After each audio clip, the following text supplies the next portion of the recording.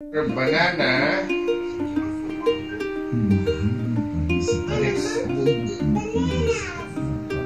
And Alexander heard the sound. Mr. Monkey was playing his tambourine. Jingle,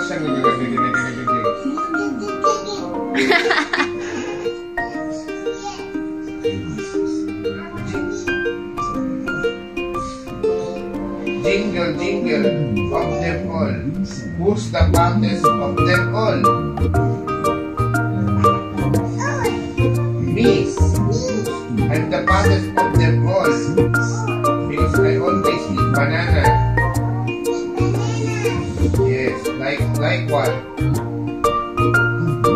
Like whom? You eat banana like?